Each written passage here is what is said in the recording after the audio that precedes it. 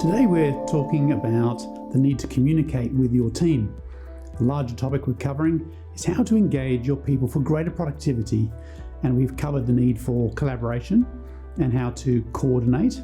But collaboration and coordination are worthless without true communication and need to include a diverse group of stakeholders. Take any engagement survey in any organization, regardless of how great they are. The top issue is always communication, or the lack of it. The more you communicate, the more people want. You literally can't over communicate.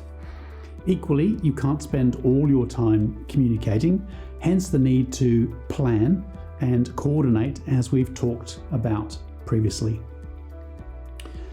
How and what you communicate will very often determine the success or otherwise of your endeavors.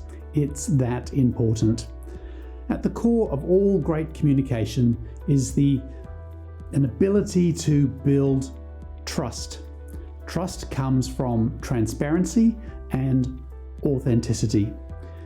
Building trust quickly is essential. You'll need people to respond quickly and effectively if you are to move fast enough to react to the rapid pace of our digital revolution. I say it again, transparency builds trust, and a willingness to be open, vulnerable, and authentic goes a long way to building the currency of trust. Trust me, if you want to be effective, you are going to need it. A wise person once said that the problem with communication is the illusion that it's taken place.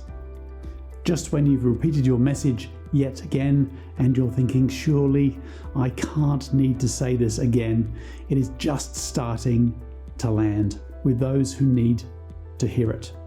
More frequently is better. Be succinct and clear, yes, but it's hard to over-communicate. What you communicate is also important. Be genuine, open, and transparent. No secrets or need-to-know policy, which often becomes weaponized in the hands of power-oriented bureaucrats. Go broad in your reach, including those not usually included. Keep it super simple. Keep it honest, keep it focused, and keep it coming. I recently watched an interview with Elon Musk. Certainly he has been successful, at least in a commercial sense, but I would imagine he is very difficult to work for. Yet he has an ability to create a simple, galvanizing vision and communicate it with consistency and to great effect. Then he has the belief, the passion, and the determination to overcome and see vision become reality. If you listen to how he describes his companies, it's all very accessible, ridiculously simple, and yet profoundly compelling. About SpaceX, he says, "We want to open up space for humanity, and in order to do that, space must be affordable." This drove reusable rockets and the subsequent NASA contracts. This simplicity engages a wide range of stakeholders. A broad and diverse group of people bring a wide variety of different perspectives, giving you a more holistic view of your issue or challenge.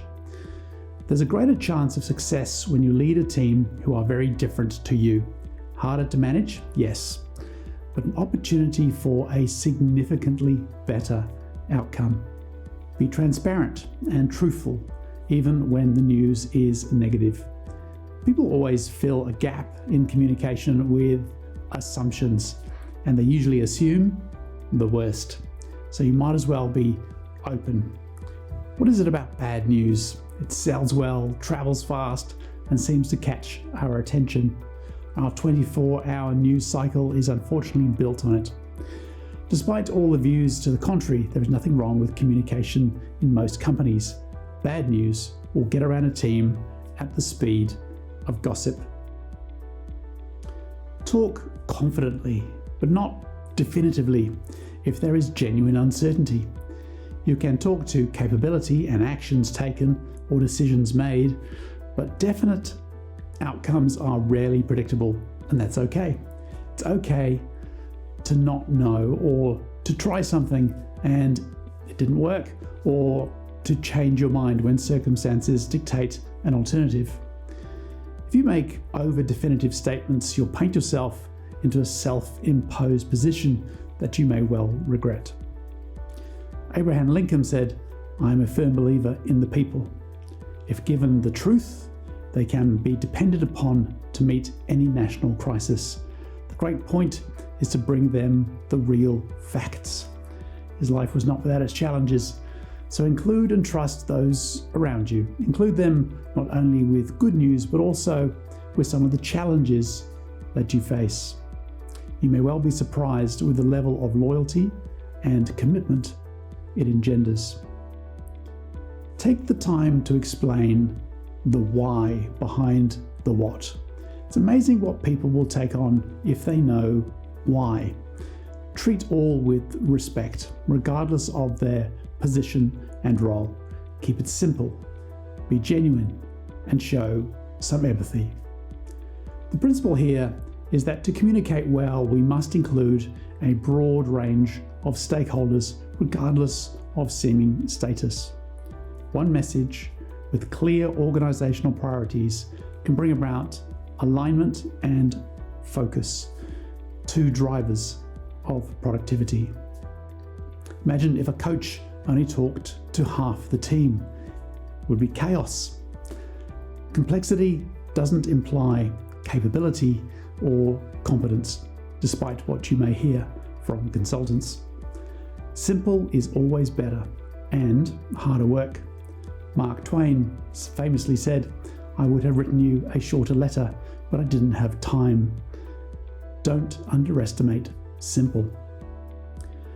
When Team New Zealand won the America's Cup after 132 years, credit was given for the level of communication across the team and the galvanizing question, will it make the boat go faster?